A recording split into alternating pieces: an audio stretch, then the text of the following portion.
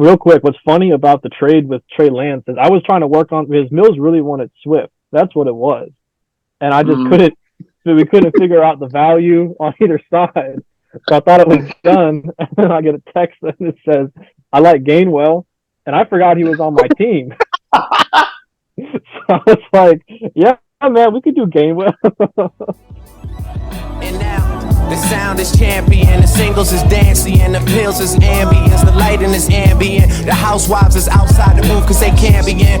Oh, you fancy? Oh yeah, I'm the fanciest. They said summer was canceled, but I got plans and shit. Where my advances is, ladies, it's June, July, where all the cancers is. Show me your hands and shit. Even if you ain't a cancer, throw up your hands to this, cause most of y'all cancerous. Michael B. Jordan call you right now, you answering. Even if you got a man that love you, you scandalous. You gon' take the chance and shit. You know that relationship is probably in shambles, and you know you a fan of his. Know if he gon' bring you to Miami, you scrambling to pack all your luggage, get on a plane and land in it. Yeah, I'm just talking out of pocket now, I know y'all sick of me. I look at the score and y'all can't be counting the victories. It's still all love between us despite all the history. It's still October forever minus the trickery. Talk about a flip and switch challenge. It's been challenging for 10 years cause niggas been out here switching on me and showing how much realer that some of they bitches can be. Every year I set this league up, every year, and I never win. This was the year! Bullshit!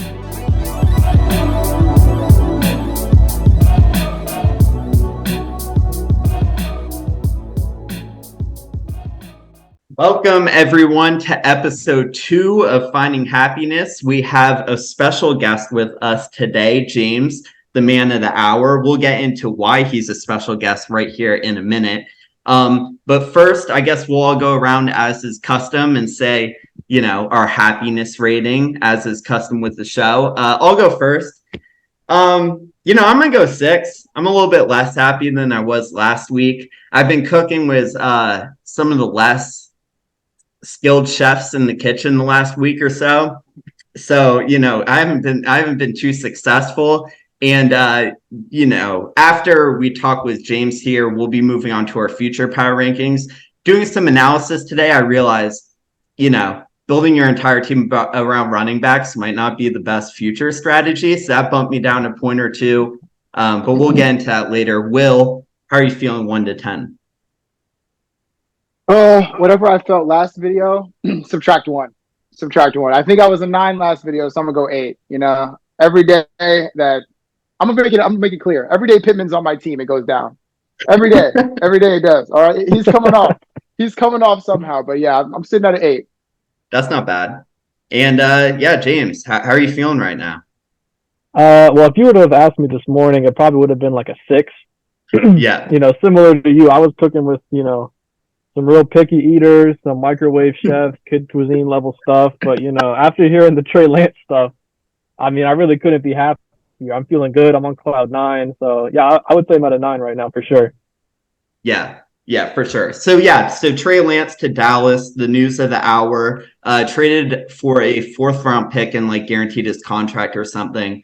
I guess we'll obviously start with you, James. I'll ask this. How do you feel about the landing spot in Dallas? Are you higher on Trey Lance now than you were this morning? How do you feel like this is going to shake out? I'm definitely, I mean, I was higher on him when I traded for him. You know, we went out and got him because I saw potential, and Mills was willing to let him go for, you know, a box of Ritz crackers. So, you know, it is what it is. So, yeah, I'm happy. I was reading up on potential landing spots, seeing stuff like Minnesota and a few other spots I can't quite remember. But, I mean, you know, the media is turning against Dak. I'm sure the fans will, you know, turn on him soon, too. So it's only a matter of time before Trey gets in there. Yeah, real quick, Will. That's, you know, at the time, evaluating the trade, you know, getting Trey Lance for a second is a joke. And don't even get me started about Kenneth Gainwell being in that trade. I've never seen someone try to size up a player more in my life. But so basically, just for a second, I thought that was a steal. I think the Cowboys as an outcome is probably like on the lower end, just because Dak is kind of entrenched as a starter. But Jerry Jones is a psychopath. So it's like I could see Trey Lance starting in week 8, just like randomly. Will, how do you feel about that landing spot? Look, I'm gonna be a parent. You know, I always keep it 100 on this show. Me and James talked earlier today. We talked earlier today about Trey, and he said that look, the market was so low on Trey. I mean, might as well keep him. And I respect that, but I don't like the Dallas fit. I'm gonna be real. For at least the near future, I don't like the Dallas fit. Maybe some down the line, like you said, they turn on Dak, and next thing you know, Trey's out there starting, throwing to my guy CeeDee Lamb, by the way. So hey, you better talk to your guy. I'm worried. I'm worried a little bit. Real quick, what's funny about the trade with Trey Lance is I was trying to work on because Mills really wanted Swift. That's what it was, and I just couldn't. We couldn't figure out the value on either side. So I thought it was done, and then I get a text that it says, "I like Gainwell," and I forgot he was on my team. So I was like, "Yeah, man, we could do Gainwell." No, hey, they're running a circus down there in Las Vegas. They're struggling down there. I'm gonna be real. I'm gonna be sure they're struggling. Yeah, well, and we'll get into that later in the future power rankings.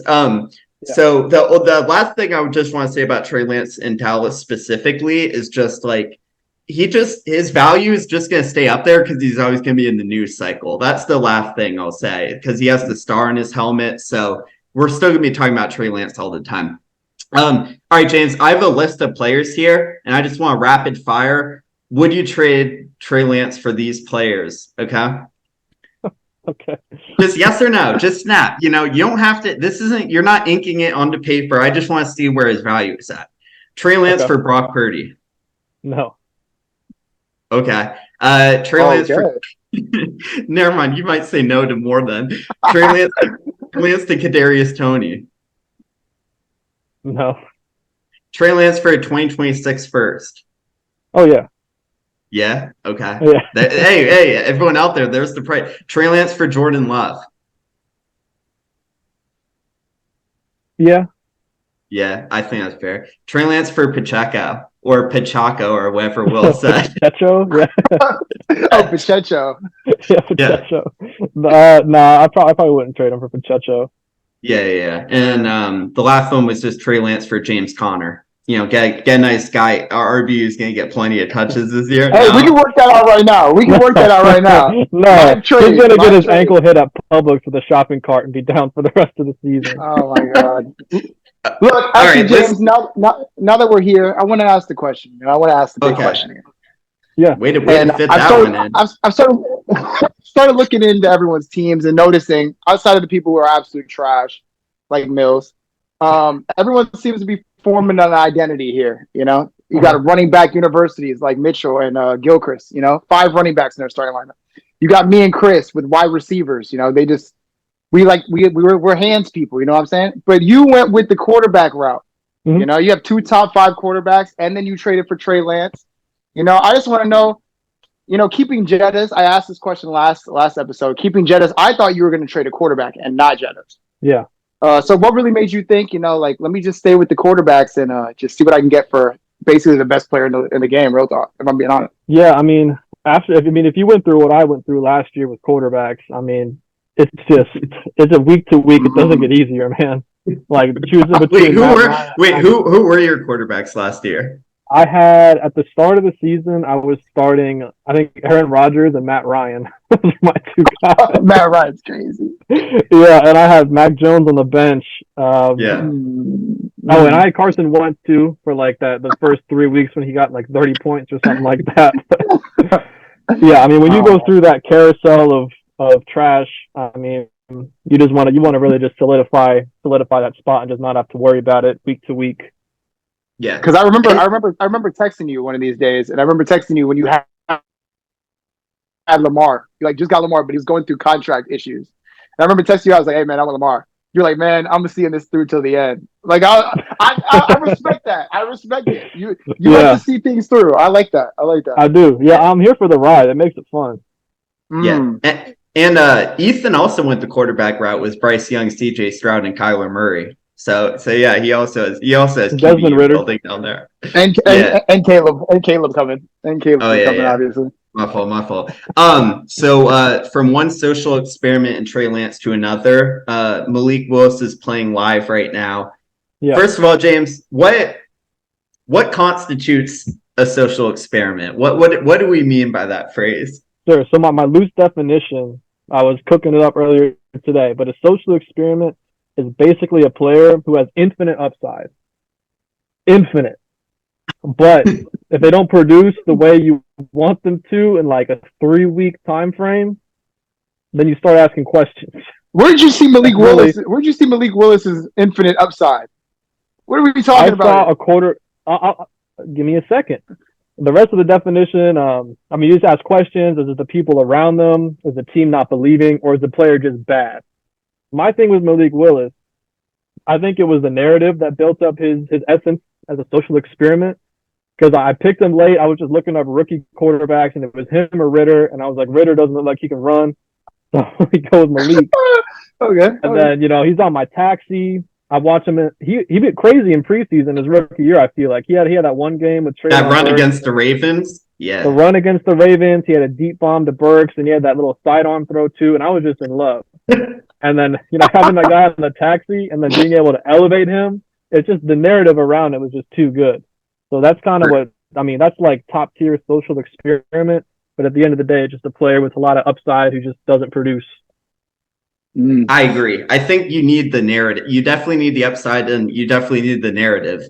And the narrative needs to be against the player. I don't think it can be a positively spun narrative. So I have a list here real quick before we get to Malik specifically, if these guys are social experiments or not. We'll start with Will's QB1. Do you guys believe Anthony Richardson is a social experiment? Or is he too good? I would say I have a note on it. I have a note on it. I said he's in the beginning. He's in the testing stages. I'm gonna be real. I don't want to say yes or no, but I would say he's definitely in the testing stages.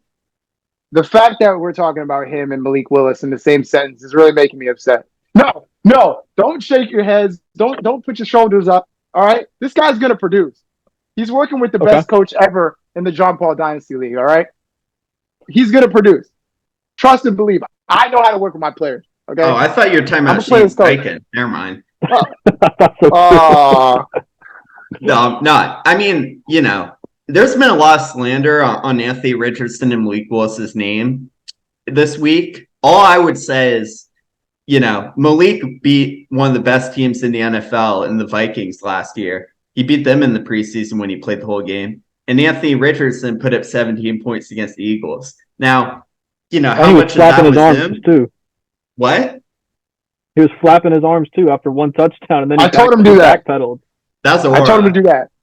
I told him to do that, and I told him to backpedal. All right, let's just go quick through these. Kyle Pitts, is he a social experiment? Absolutely, yeah. Is he the face?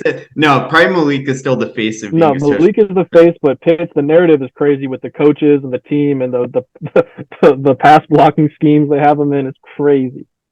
All right, Deshaun Watson. No. Damian Pierce. Yeah. Okay.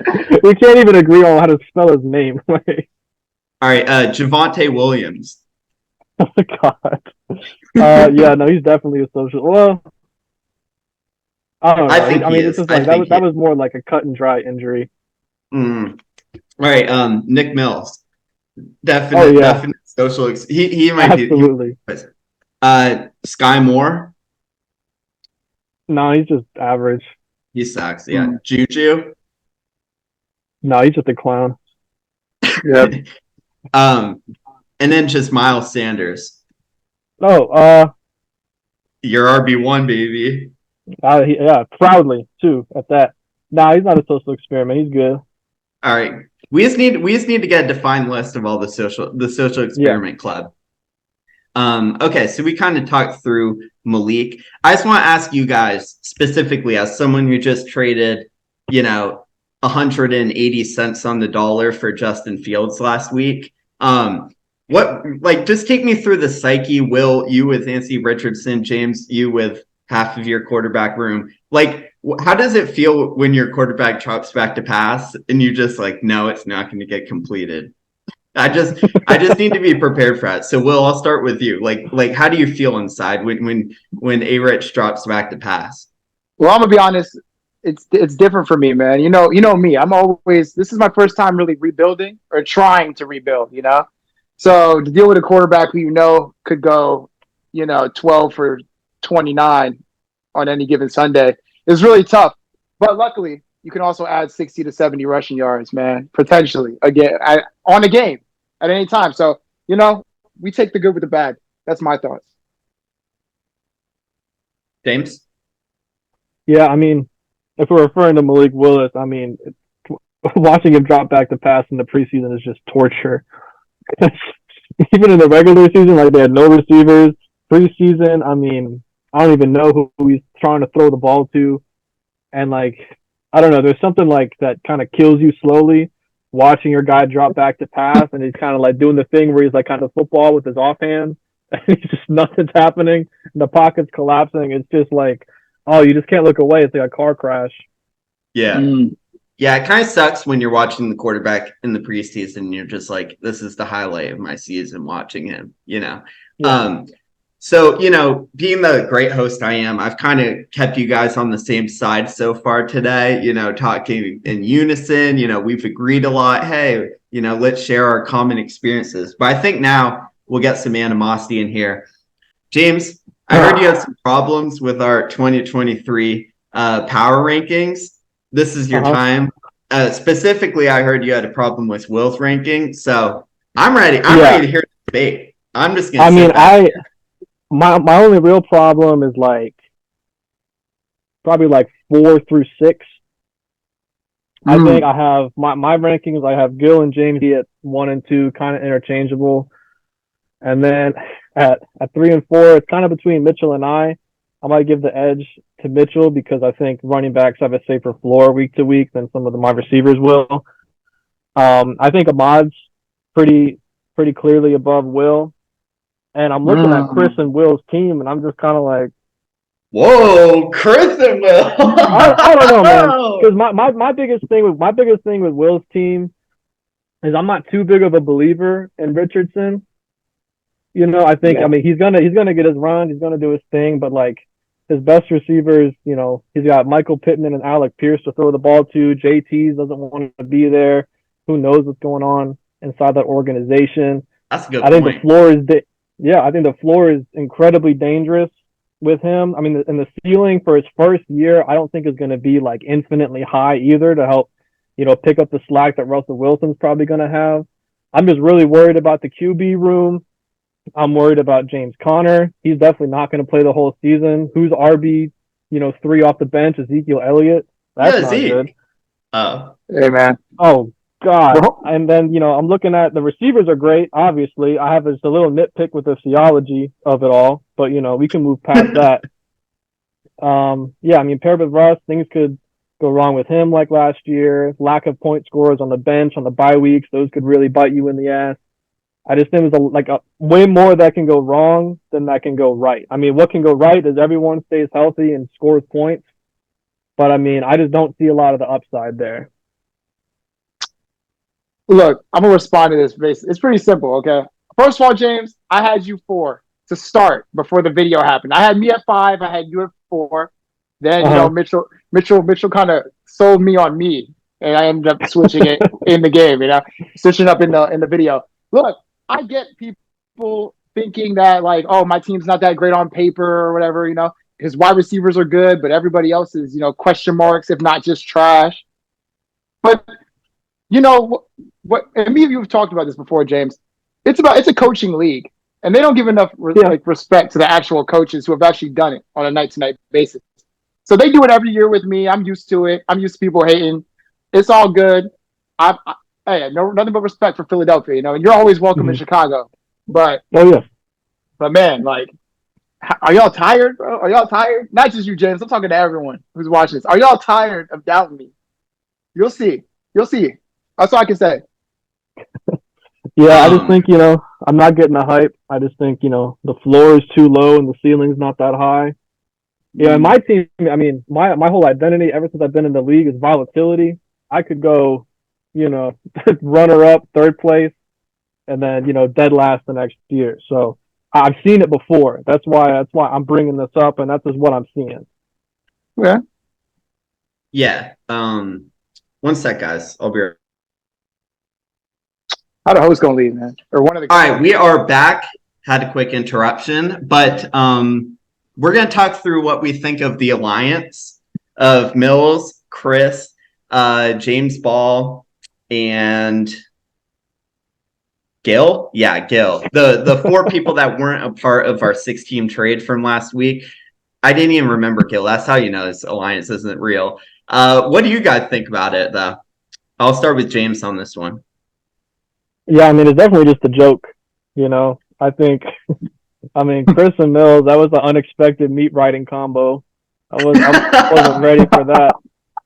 And, I mean, I traded with Mills like 2 days ago when the alliance was formed. So, I mean, that clearly means nothing. If I'm being honest, Chris is the only one who's really holding up his end of the alliance. He and I tried reaching out to him today, and I only got met with, you could have invited me into that trade, that deal. So I was like, all right, it is what it is. But, you know, I think, I mean, I don't know, like, what are they going to do? Just trade with each other? I mean, that'd be like a homeless guy giving up his sandwich for another guy's shoe. Like, it's not going to make either of them better. So, I mean, I'm definitely not worried about it. I think James is at Ranger School right now, or maybe he's just ignoring my text. I don't know. Oh, he So is Gil, I mean, yeah, those players are locked up. Yeah. Well, Mitchell, first of all, any alliance with Nick Mills in it is automatically trash. Let's get that straight. We hate Las Vegas. All right, I want to make it official. Like, we hate Las Vegas. It's the biggest rivalry in John Paul Dynasty League history. We hate each other. yeah. All right, and you know, Chris, I like Chris. You know, Chris is always open to trade, open to talk. So I actually was kind of surprised that he was not in the trade that day. I thought Chris, if you say, hey, there's 6 teams making a trade here, Chris is one of them. Chris has to be one of them. And, you know, it surprised me. Now, Gilchrist, I understand why he's not in it. You know, his team's pretty solid. And then James Ball doesn't even, like, do anything, even when he is here, you know. But, you know, shout out Ranger School. But, you know, that's just how it is. He never trades. He doesn't trade until the end. So, I don't know. This is a bunch of, you know, nonsense.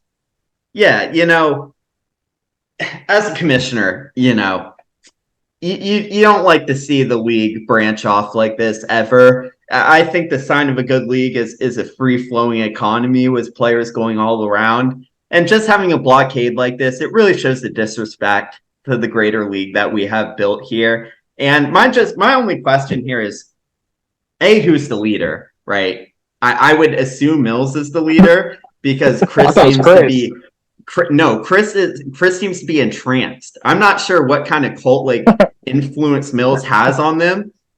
Gil and James don't even count. Like they're just not even. They're like Switzerland. Like they're not even a real country. They're like Nova Scotia or something like that. I don't even look at them when I look at trade. We don't even have them on our map. Okay, like when we're being like, hey, where are we going to export stuff to? We don't even look at them on the map.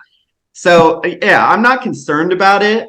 I hope it's a short-term thing. And I'm looking for it to blow up because once it does, I think both Mills and Chris, I'm coming in at the trade deadline. That's all I'm going to say. We're going to be eating good in the neighborhood at the trade deadline. Cooper Kupp, Adams, whatever Chris has on his roster, which probably isn't much. Yeah, I mean, it's going to be great. All right, last section here. Got to go a little quick. Just some trades. I've cooked up 5 of them. We're going to start with James, then Will, then James, then Will, then one for both of you. Just a yes or no. How are we feeling? James. T. Higgins, Christian Kirk, and DeAndre Swift. Okay, T. Higgins, Christian Kirk, DeAndre Swift. 3 starters for A.J. Brown in a second. Get that A.J. Brown, Jalen Hurts stack. Is Swift is pretty replaceable. Christian Kirk, Deontay could go into the starting lineup. Just wondering. I've heard from the grapevine that Gil wants more depth. Don't ask me why. That's just what I've heard. So I'm just wondering. I think I initially want to say yeah, but you know, gun to my head, I don't know if I would do it. Higgins, Kirk, Swift for AJ Brown in the third. Will, what would you do there? I wouldn't have done it either. That is shocking. Will turning down a top 10 wide receiver is shocking. All right, Will. I'm going to all right. This is a chance to make your dream come true, okay? Pittman and Russ Okay. Okay. Pittman and Russ for Dak and Khalil Herbert. So say it again. So it's for Dak and Pittman, who? Michael Pittman, Russell Wilson for Dak. So you're trading Russ for Dak and you're trading Pittman for Khalil Herbert. Bears running back. Yeah.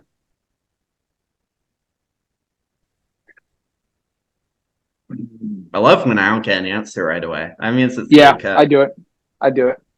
All right. I'm just wondering. Yeah, get that stack. It was a good catch. All right, James. Deontay Johnson Mhm. and Christian Kirk. Can you guys hear me? That cut out. Uh-huh. Okay. Deontay Johnson and Christian Kirk for Damian and Joe Mixon. Damian Pierce and Joe Mixon for Deontay Johnson and Christian Kirk. All right, I was ready to say yes right there. That one was a little bit selfish. That was a running back for wide receiver swap. Wait. What about Damian and Joe Mixon just for Deontay? Hey, do this in your guys' chat. All right. All right, my bad. We can talk about that one. We can talk about that one. This is the show. All right, Will Fryermuth and D Hop. I know. No. Hold up. For Kelsey. No. I'm rocking D Hop till the day I die. That's crazy. All right, last one for both of you. Michael Thomas and a 4. Since you have so many to spare, Will. Michael Thomas and a 4 for DeAndre Swift. Get Swift back. I would do that. That's a horrible deal. No, I would do it. I didn't know how low you were on Swift. That was for me. Change the 4 to a 3. We can do it. We can work it out. I'm definitely not high on Swift at all, but like, is Michael Thomas like even a player anymore? He's definitely a social experiment at this point. We can add him to the it's bad. It's bad out here. It's bad down here. All right, way to make it come full circle. All right, thank you, James, for coming on. This was fun. I think the Trey Lance trade, I think you fleeced Mills. I'm not sure what everyone else is talking about. And we are going to jump forward to our 2023 and beyond, our future state of the league power rankings. So we'll see you guys in a minute. All right, we are back here for our future / state of the franchise power rankings. Now, a little disclaimer before we get too far into this. One, many could say that these are more important rankings than the 2023 one because one is 1 year and one is more encompassing. But two, let's be honest, Will, we don't really know what we're talking about. If you go back to 2020 Dynasty Startup ADP, the number 1 wide receiver was Michael Thomas. He has played 10 games in the 3 years following. So Clyde Edwards-Helaire was a first / second round pick in Dynasty startups. Deshaun Watson, that didn't end out great. So we can make our best guesstimate for what the future will hold, but at the end of the day, this is an unpredictable game, and that's why we like it. It would be boring if it was predictable. So now that is out of the way, we will go into our rankings. And once again, shout out to our producers for having these lovely graphics up as we talk about each team. Explaining what these graphics are, there wasn't a perfect way to do this, but we went through and we picked out what we thought each team's core was for 3 years from now. So the number next to each name is their age going into the 2026 season or 2025 season. So after the 24 draft, after a 25 draft, what does the team look like going into that next season? Oh, I guess 2026 season. Yeah, it's 2026. Yeah. So this is 3 years from now. We tried to, predict who we thought would still be a start-worthy player and more or less like a stud kind of player. Not all of them are superstars, but just guys you feel good about in your starting lineup. And that's kind of how we rank them, just looking at that. So without any further ado, we'll get into number 10. I don't think this one will be much of a surprise. James Ball. So for his core, we have Mac Jones at quarterback at 27. I don't even feel great about that. Jonathan Taylor at 27, so an older running back. Devontae Smith at 27. That's good. That's good. Michael Mayer at 25. Maybe he's good. And then Kenny Pickett at 28. And if you're looking for guys off the bench, we have Tajay Spears, who might take over after Derrick Henry. Then we have a few firsts, or 1 first and 2 seconds in the next 2 years. Will, is there even much to say about this team? There isn't. And if you really think about it, the way James is, there's not much you can do. If you tell someone who just said, we're going to win now and doesn't trade, I mean, it's destined to fail. So I think that for James to be at number 10, it just only fits, with, how he is in the league. Yeah, I would say James has to win this year. If he isn't a clear top 2, top 3 contender, he has to trade at the trade deadline. The one out he has is that his team is full of studs. Like, he can trade Kelsey for a first. He can trade, Diggs for a first. He could trade any number of players on his starting lineup for firsts and then start that rebuild. So, I know he just has to do it. He doesn't do it. He has to do it. It's a really tough situation he's put himself in. So we'll see how that goes. At number 9 now, we have Nick Mills. Now, Nick Mills, this is his core. Patrick Mahomes, who will be 30. Cam Akers, who will be 27. Are we sure Cam Akers is going to be good? I'm not sure. Christian Watson, who's going to be 27. And George Pickens, who's going to be 25. That's the end of the list. Okay. Then we got Pacheco, David Njoku, and Dalton Schultz as maybes. Now, Mills has 1 first and 2 seconds in the next 2 years. Will, you had Mills 10th. You had him under James Ball. I did. What say you? He's trash. This is that simple. He's trash. He doesn't want to do what's necessary. All right. You think I wanted to trade Joe Burrow at the start of the season? No, I didn't. But you know what? I knew it was better for my overall team. And he doesn't want to do that. If he wants to rock with Pat Mahomes, that's fine, rock with Pat Mahomes. But don't be mad in 2-3 years when your team looks like what Mitchell just said it looks like, which is absolutely. The only thing with garbage. Mahomes is that you can just hold him forever, and you can just flip him for 4 or 5 firsts whenever you want. So Mills has been saying that he wants to hold, he's never trading Mahomes and that he's going to rebuild around Mahomes with what?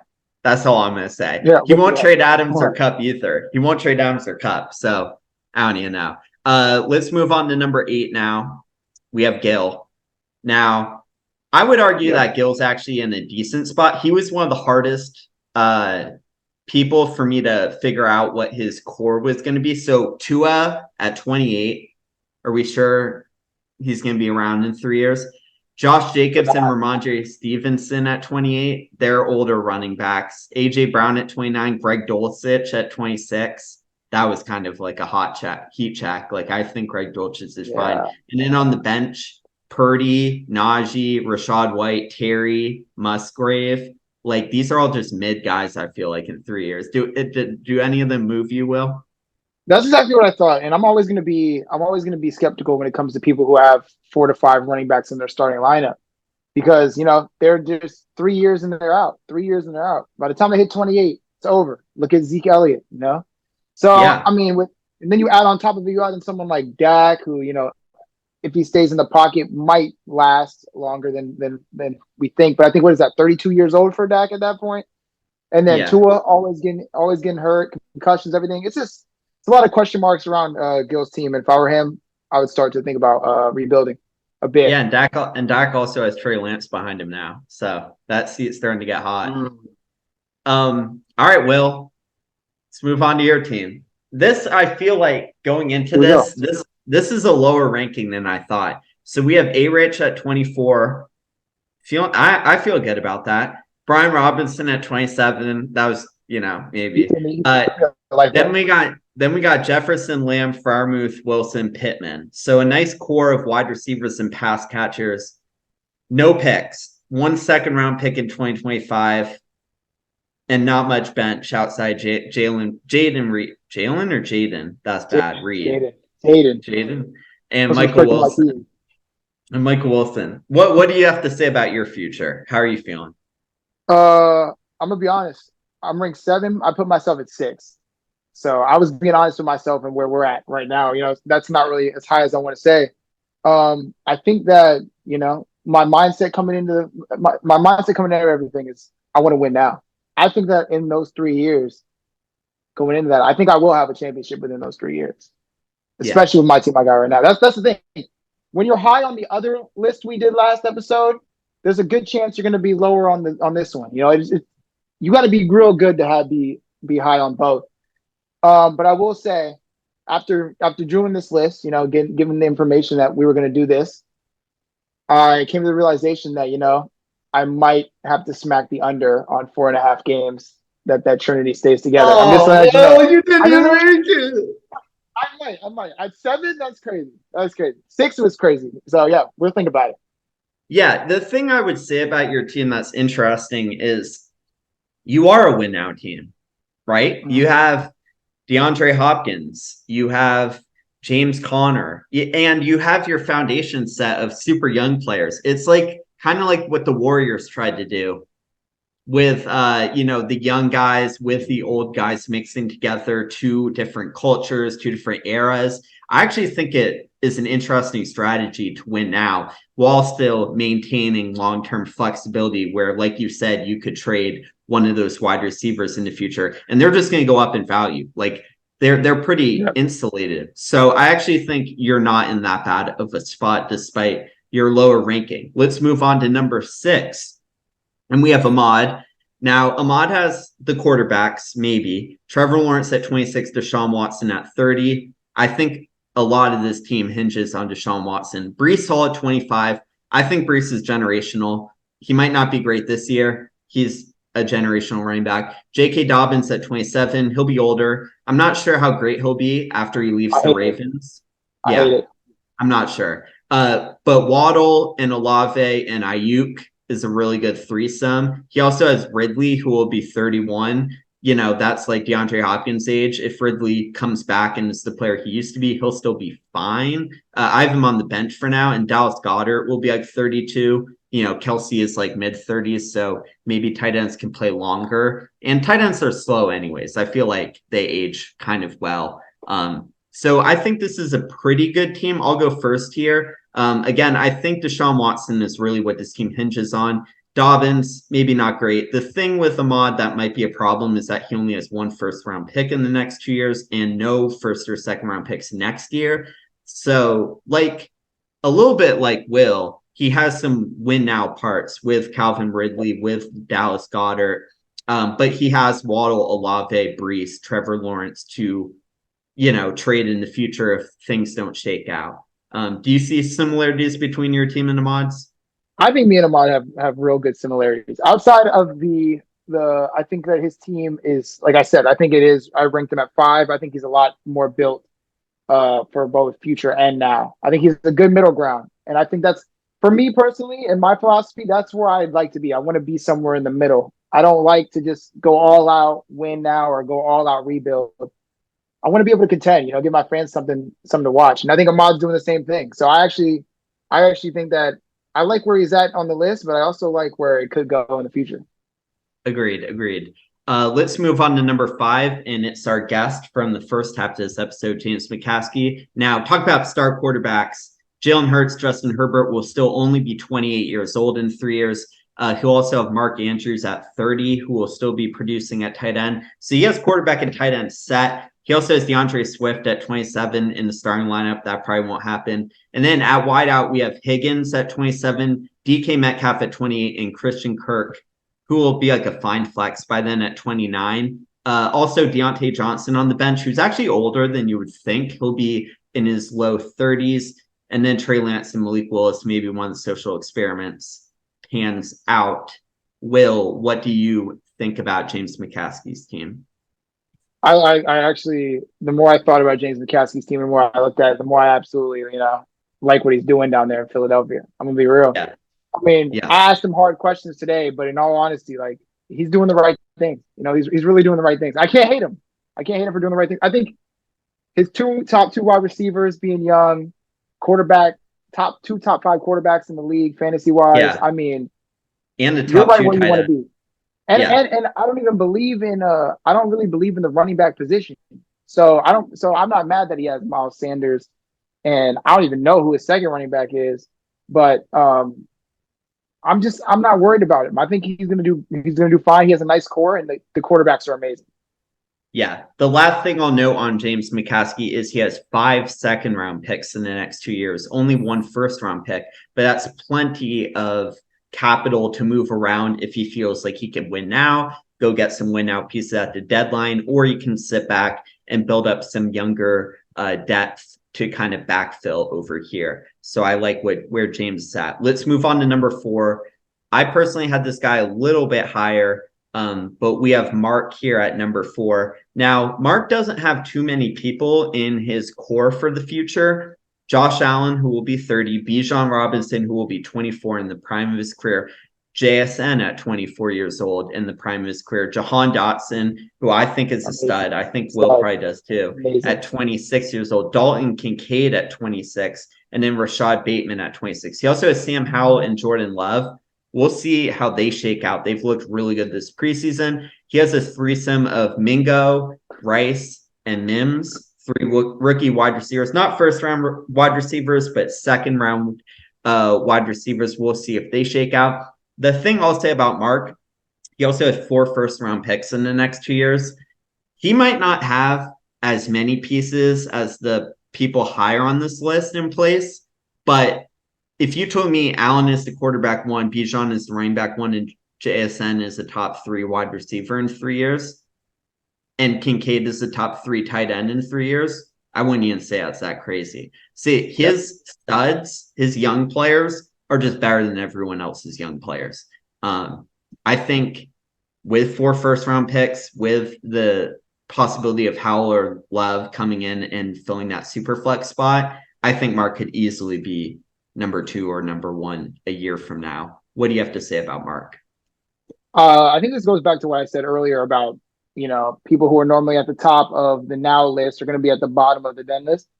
This is Mark at his finest. Mark is what we think to be low at low this year, but for a reason. He's not playing for this year. He's playing for 2 to 3 years from now when those picks hit and his players are in the prime of his career. And he has Bijan Robinson and JSN and Jahan Dotson, who's going to be amazing.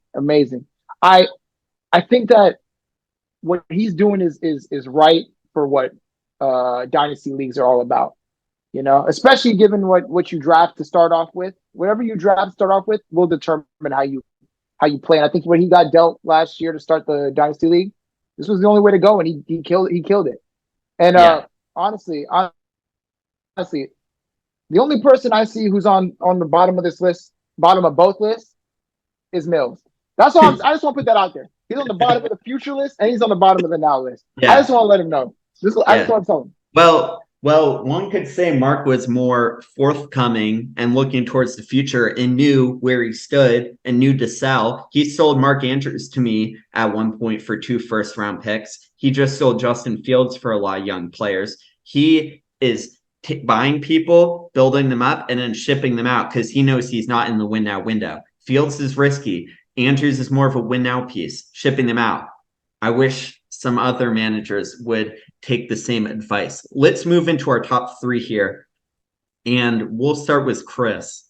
I have Chris 1 personally. Will, you have him a little bit lower.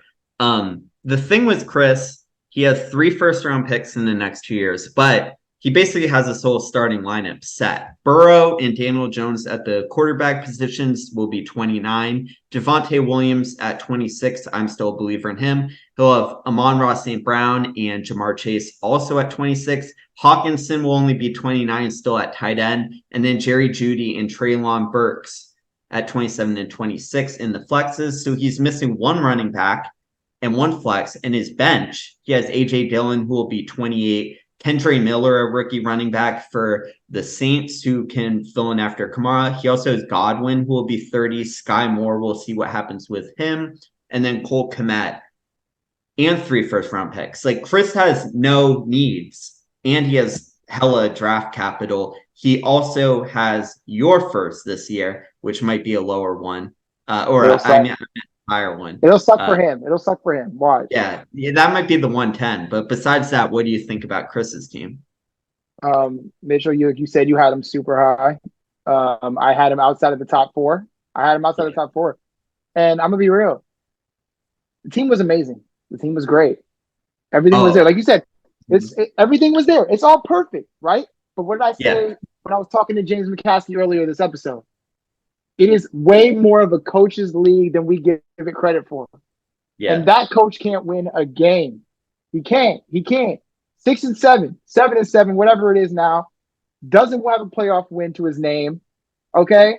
I don't think he's winning anything. So yeah, he could be the number one team on paper. But until he shakes off whatever juju he has, he ain't going anywhere. And so I think where I had him low was right for where he is right now. I think that's a great point. I didn't take that into my calculation, but you're right. You really are right. I think he's right around the 3-4 you were coaching range. that team, if you were coaching that team, there would have been one, and there would have been a gap between 2, 3, 4, 5 until the next Thursday. Yeah, But I no, agree. It's Chris. So I don't trust it. All right. Speaking about me coaching a team, moving into the 2 spot, we have Mitchell, myself. I have myself 5. Will had me 1. So these rankings, we had more of a discrepancy than the 2023 ones, but I think that just makes sense projecting into the future. For my core, Lamar Jackson at 29, Justin Fields at 27, Jahmyr Gibbs, Travis Etienne, Kenneth Walker, and Damian Pierce will all be 27 or under, still in their prime at running back. At tight end, I still have Kyle Pitts at 25 years of age, and Zay Flowers, my only wide receiver in my starting lineup at 25. I believe in Zay Flowers, obviously. I also have Charbonnet on the bench, as well as Marquise Brown, Hollywood, and the ultimate dart thrower, Jameson Williams. We'll see if anything comes from him, and 2 first-round picks in 2025. Now, I'll talk about why I had myself a little bit lower. There is some risk involved in running quarterbacks, obviously. We've never really seen one have a sustained career. So that in itself is a little risky. Kyle Pitts is risky just because he has Arthur Smith as his head coach. And I'm filled with running backs. So running backs obviously are worse than wide receivers for long-term value. I will say, for my side, I think I have a lot of upside. And if Kyle Pitts becomes who Kyle Pitts is supposed to be, if Justin Fields hits, I think that I have a team that can be in contention for a while. But Will, you had me 1. You obviously feel the same. Well, here's how I'm thinking about it. I know you're worried about Justin Fields. I had you 1. Like you said, I know how you feel about Justin Fields, but remember, the Chicago Bears did decide to trade the first pick in the draft this year, and not Justin Fields. That says a lot about his job security. All right. Yeah. They believe in him to some degree. They believe in him. Then next thing, I mean, I get that you have 5 running backs. Normally, 5 running backs in a dynasty league is not ideal, but they're young running backs. We're talking about Jahmyr Gibbs, Travis Etienne, Kenneth Walker, Zach Charbonnet. I mean, not only are they young, you have win now pieces like Barkley and Chubb, but in the moment they're out, hey, you got running backs you can easily pop in the lineup. And running backs, as we know, have a better shot at, hitting 20 a week than a wide receiver will.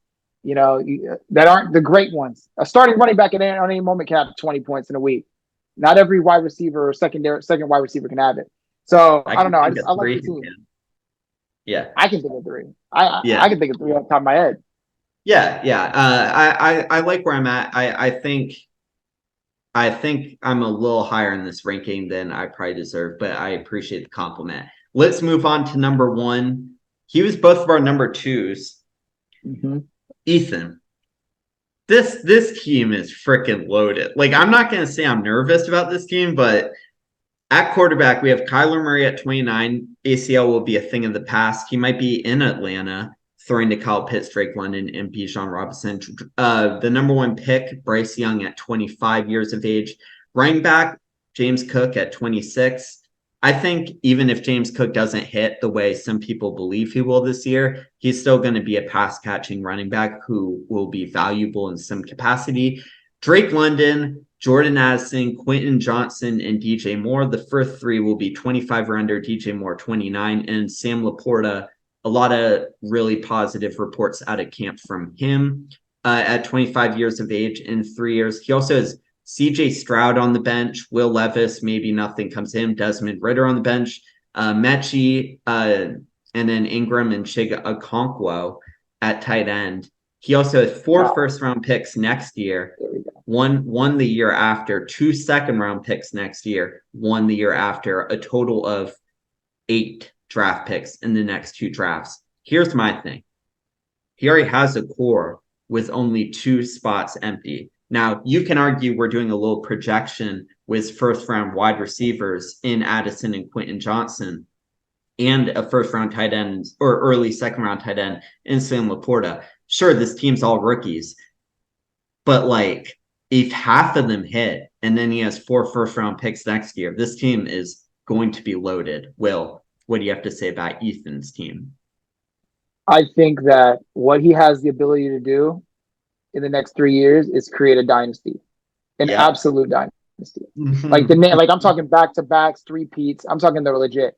And not only that, I mean, the most valuable position in this league is what? It's quarterback. He so far has 4 young quarterbacks plus Caleb Williams, he's projected to have this year, and might get another one. Who knows with him? He could have 6 quarterbacks in his lineup. Yeah. That's trade value out the wazoo. He could go in and get other pieces when he needs to. I think it's going to be a great team. I think it's going to be a dynasty killer. And now it kind of makes selling Bijan feel a little bit better. It definitely makes selling Bijan a little bit better.